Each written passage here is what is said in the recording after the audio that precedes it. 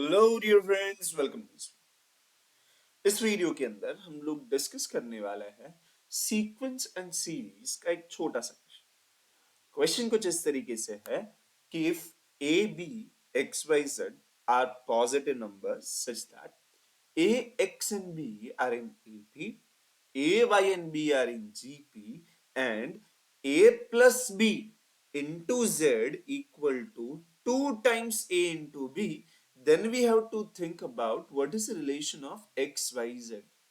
Are they in AP, GP, HP, or none of this?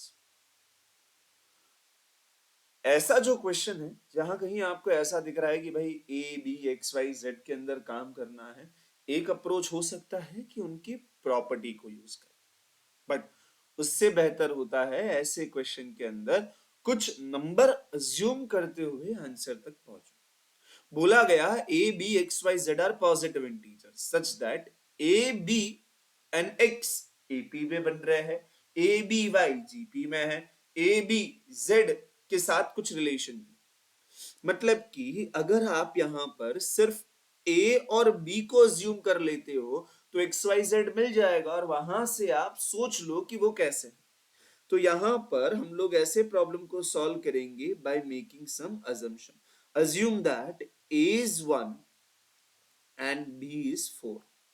मैंने 1 and 4 क्यों लिया? Because 1 and 4 लेने पर जीपी में काम करना भी इजी होता है। If A is 1 B is 4, तो ये पहली जो कंडीशन है कि A B X are in AP, यहां से क्या पता चलेगा कि भाई ए एक्स बी अगर एपी में है तो अगर ये 1 है ये बी 4 है तो x क्या होगा? x जो होगा ये होगा उनका एरिथमेटिक मीन, बिकॉज एपी के अंदर मिडल नंबर जो होता है वो होता है उनका arithmetic mean.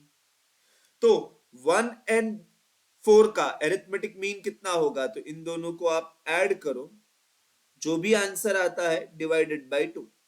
Right, arithmetic mean ढूंढने के लिए ऐड किया, divide by 2, the answer is 2.5। सो हमें पता चल गया कि x जो है उसका नंबर हो जाएगा 2.5। अब ये होने के बाद अब मैं यूज करता हूं कि भाई जीपी में है, अगर A Y and B, A Y and B are in GP, तो ए तो पता है 1, बी हमने लिया है 4, अगर ये जीपी में है तो मिडल नंबर होता है उनका ज्योमेट्रिकल मीन।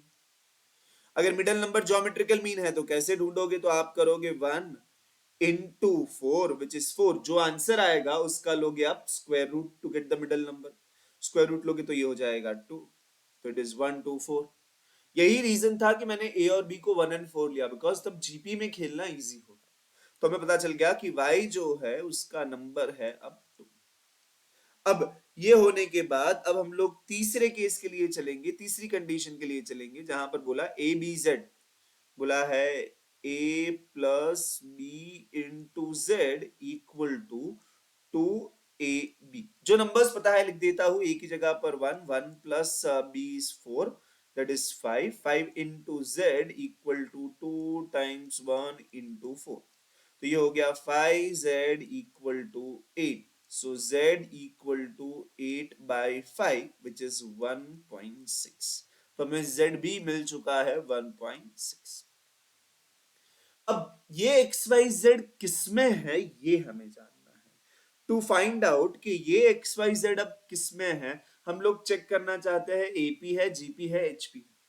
कैसे चेक करेंगे? अगर इन दोनों का एरिथमेटिक मीन बीच वाला नंबर निकला तो ये एपी में है, अगर फर्स्ट एंड लास्ट का ज्योमेट्रिकल मीन बीच वाला नंबर निकला तो ये जीपी होगा। राइट, इन दोनों में अगर काम नहीं बनता है तो मैं एचपी के बारे में सोचूंगा, और सच कहूं तो एचपी आपके सिलेबस के बाहर है तो वो होने के चांसेस 0 के बराबर, एपी या फिर जीपी में से एक आंसर। तो मैं इन दोनों के नंबर्स देखते ही थोड़ा अंदाजा आ जाता है कि अगर आप कैलकुलेटर के अंदर इन दोनों का ज्योमेट्रिकल मीन निकालो, किसका? फर्स्ट एंड लास्ट का। ज्योमेट्रिकल मीन कैसे निकालते हैं? तो आपको करना होगा दोनों को multiply, 2.5 into 1.6, first and last दोनों को मल्टीप्लाई किया, उसका स्क्वायर रूट, उसका स्क्वायर रूट लेने पर आपको 2 आ रहा है। राइट, यानी कि आपको पता चल गया y equal to under root X into Z है, इसीलिए आप कहोगे कि XYZ आर इन जीपी। ठीक है, तो ऐसे जो प्रॉब्लम है उसके अंदर आपको नंबर्स अज्यूम करते हुए आंसर तक पहुंचना है। इजी प्रॉब्लम है, डिटेल मैंने आपके सामने रखा है, एग्जाम में आप इसको थोड़ा शॉर्ट कीजिए, जल्दी कीजिए, that would be very helpful. मैंने यहाँ पर सारी चीजें डिटेल में लिखी है। फिर भी अगर आपको कहीं डाउट डिफिकल्टी रहती है तो कमेंट सेक्शन में जरूर बताइए। अगर समझा है तो वीडियो को लाइक करना है, शेयर करना है, सब्सक्राइब करना है। आप अपने डाउट्स मुझे इंस्टाग्राम पर भेज सकते हैं ऑन दिस। ठीक है जी, मिलता है नेक्स्ट वीडियो में एक नए डाउट के साथ।